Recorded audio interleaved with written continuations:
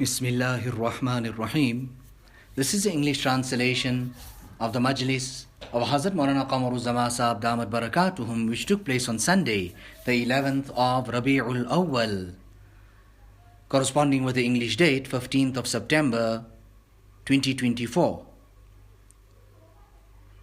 Hazrat Wala starts off by saying, Ad-Deenu an-Nasiha.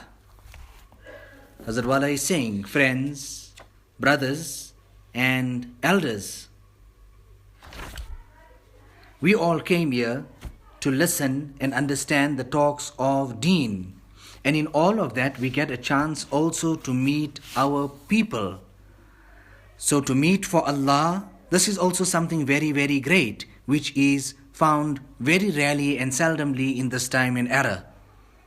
And for so many people to gather, this is also something very, very great.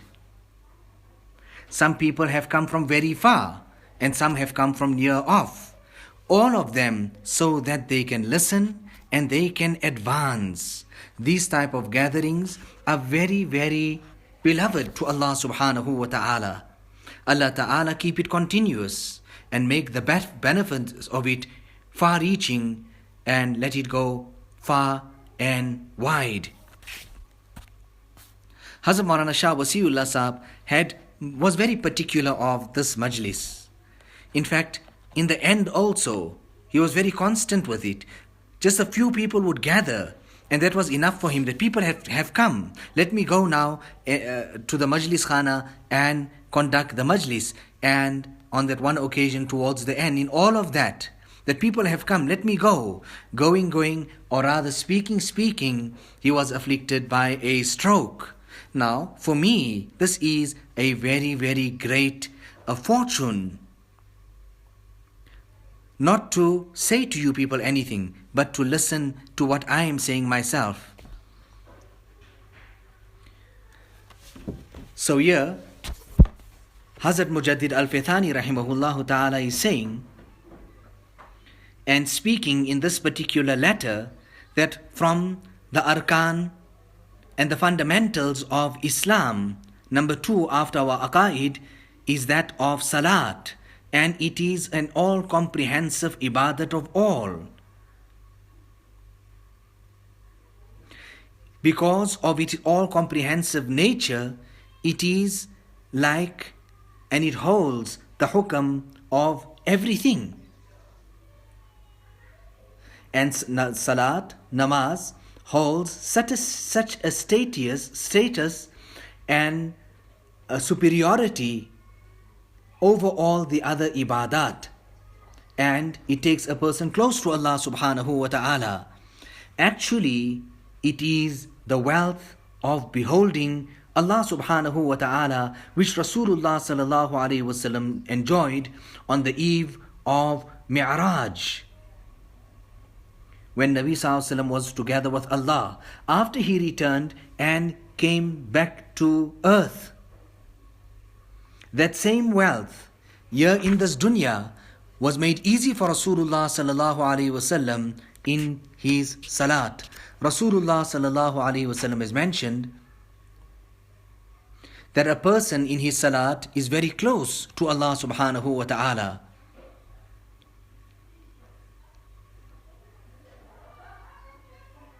So, the followers of Rasulullah sallallahu alaihi wasallam also enjoy a great portion of this wealth of beholding Allah subhanahu wa ta'ala. They have a great portion of that wealth. Even though they cannot behold Allah subhanahu wa ta'ala in this dunya, then too, salat is tremendous. Nabi sallallahu alayhi wasallam said, Arihni ya Bilal, that Bilal, give me comfort, meaning by calling out the azan. And this very same secret is mentioned in another of Rasulullah sallallahu alayhi wasallam statements, Qurratu aini fi salat, that the coolness of my eyes are in salat. So this taste and this wajd that you would find in salat, and the recognition and the spiritual state, the spiritual levels, the nur, the different colors in the spiritual realm, the tajalliyat from the fountain of Allah subhanahu wa ta'ala, all of that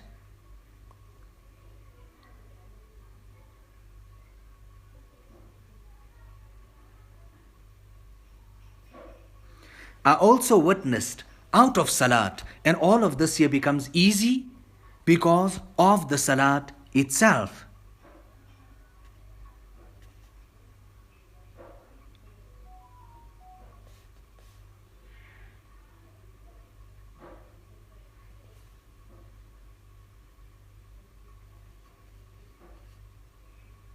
So actually, when a person goes at the time of salat to read his salat, technically and spiritually, he's left this earthly abode and he's gone into the akhirat because he's beholding Allah subhanahu wa ta'ala. So definitely there is a great wealth in all of this, which actually is specifically for the akhirat.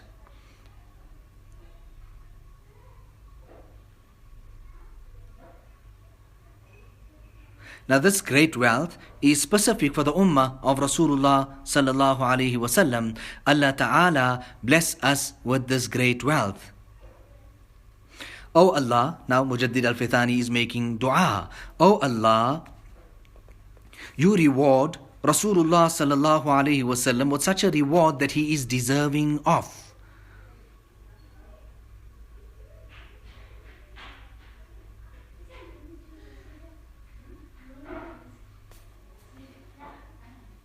And you reward all the Anbiya alayhimus salatu wassalam, because these are these personalities who come and take the people and they connect the people to Allah subhanahu wa ta'ala, direct people to Allah subhanahu wa ta'ala.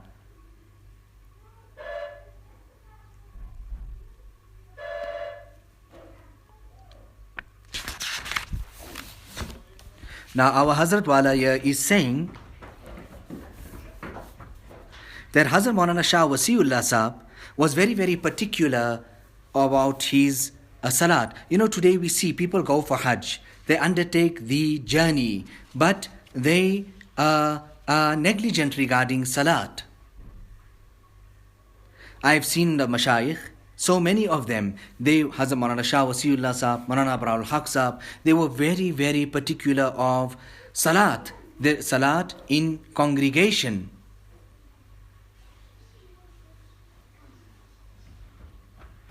So Hazrat Maulana Shah Wasiullah Saheb used to make his wudu in such an amazing manner.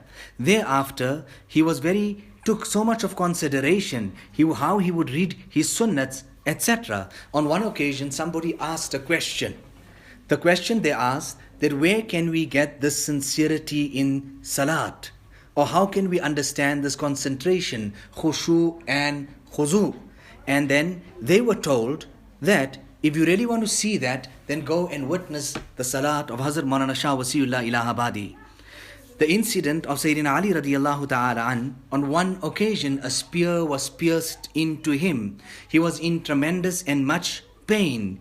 It couldn't be taken out due to the pain. Somebody then remarked that, listen, just wait a moment until he starts his salat. When he's in his salat, you then remove it. He will not feel any pain whatsoever. That's exactly what was done. But here, this incident, just to show you how engrossed they were in salat when it came to their salats. Allah Ta'ala give us also a portion of that. Allah Ta'ala make us punctual with our salats. Now today, we don't even have this conviction in salat. One of the greatest things of salat is that a person ushers himself into the grand court and house of Allah subhanahu wa ta'ala, the masjid. This is the opportunity that he is granted.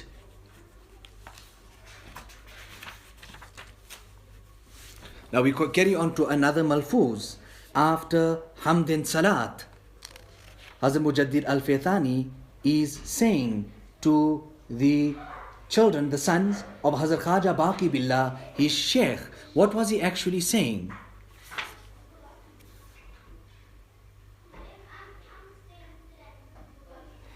He said to them that I am drowning in the kind favor of your beloved, so much to such an extent from my head to my feet. Rather, he taught me in this path, the sabak of alif and ba. From the bottom, he taught me everything right to the end.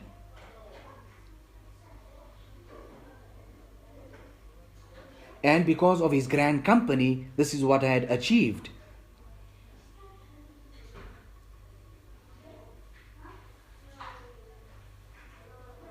Because of his barakat and his tawajjuh and his special attention on me for about 2.5 months, this insignificant, unworthy person, referring to himself, Hazrat Mujaddid al-Fithani, is saying that he made me reach the high stage of the Mashayikh and Naqshbandiya, the Huzur-e-Khas, where a person is in the special attention.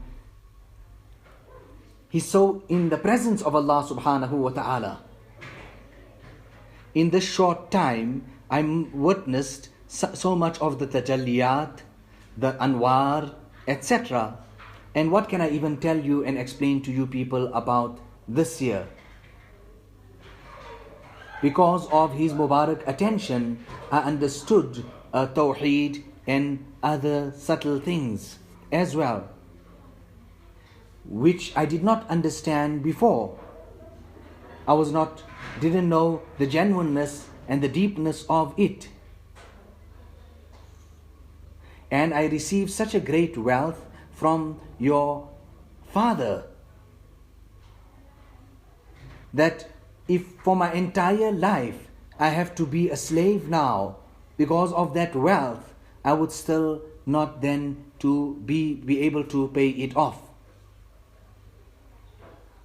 How I can't even count my sins. I feel ashamed. What do I even tell you? So now, after reading that passage there, our Hazrat Wala is saying that मालूम हुआ सोहबत से बहुत कुछ मिलता है. We learn from this year, by the means of companionship, a person achieves tremendously. Sheikh bhi kamil ho, murid bhi kamil ho, sahi mano mein, that the Sheikh is also absolute. And the murid is also so true in his eagerness and his search and his quest.